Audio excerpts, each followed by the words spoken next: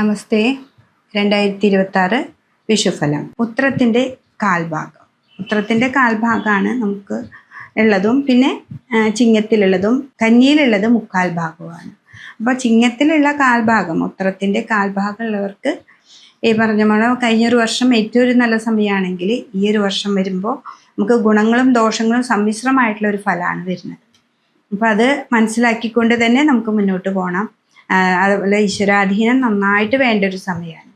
അപ്പോൾ മിക്ക സമയങ്ങളിലും ശിവക്ഷേത്രത്തിൽ പോവുക, അതേപോലെ വിഷ്ണു ക്ഷേത്രത്തിൽ പോവുക. സർവ്വ ഈശ്വരകാരകത്വം ഉള്ളത് വിഷ്ണു ക്ഷേത്രത്തിൽ പോകുമ്പോഴാണ് നമുക്ക് കിട്ടുക.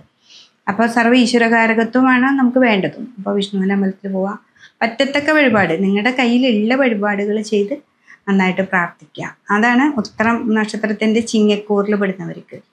കന്നിക്കൂറിൽ പെടുന്നവരെ സംബന്ധിച്ച് അവർക്ക്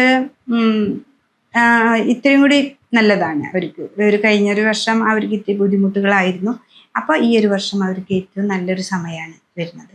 അവർക്ക് വ്യാഴത്തിനൊക്കെ ഒരു മാറ്റം വരുന്നത് 11ലേക്കാണ്. അപ്പോൾ അതൊരു നല്ലതാണ്. പിന്നെ അവർക്ക് കണ്ടകശനിയാണ് ഇപ്പോഴും. കണ്ടകശനി ആണെങ്കിലും 7ലെ ശനീശ്വരനെ നമുക്കൊന്നും കൂടി പ്രാർത്ഥിച്ച് മുന്നോട്ട് കൊണ്ടുപോവുകയും ഈ വ്യാഴത്തിനെ നന്നായി കൂട്ടുപിടിച്ചുകൊണ്ട് നമ്മൾ മുന്നോട്ട് പോവുകയാണെങ്കിൽ ഏറ്റവും നല്ലൊരു ഭാവത്തിലേക്കാണ് ഉത്തരത്തിൻ്റെ മുക്കാൽ ഭാഗമുള്ള കന്നിക്കൂറുകാർക്ക് വരുന്നത്. അപ്പോൾ അവർക്ക് പല തടസ്സങ്ങളുള്ളതൊക്കെ ഈ പ്രാവശ്യം മാറും. ഈ ഒരു വർഷം അടുത്ത വർഷം വരയ്ക്ക് ഒരു പ്രശ്നങ്ങളും ഇല്ലാതെ മുന്നോട്ട് പോകാനായിട്ട് സാധിക്കും. അപ്പോൾ അവർ ഈശ്വരാധീനത്തോടു കൂടി നമുക്ക് വിഷ്ണുവിൻ്റെ അമ്പലത്തിൽ പോവുക, ശിവക്ഷേത്രങ്ങളിൽ പോവുക. അവിടെ പോയിട്ട് മുന്നിൽ വിളക്ക് ധാര ഇത് കൊടുക്കുക. വിവാഹ തടസ്സമായിട്ടൊക്കെ നിൽക്കുന്നവർക്ക് വിവാഹ തടസ്സങ്ങളൊക്കെ മാറാനായിട്ട് ഉമാമഹേശ്വര പൂജ ചെയ്യുക.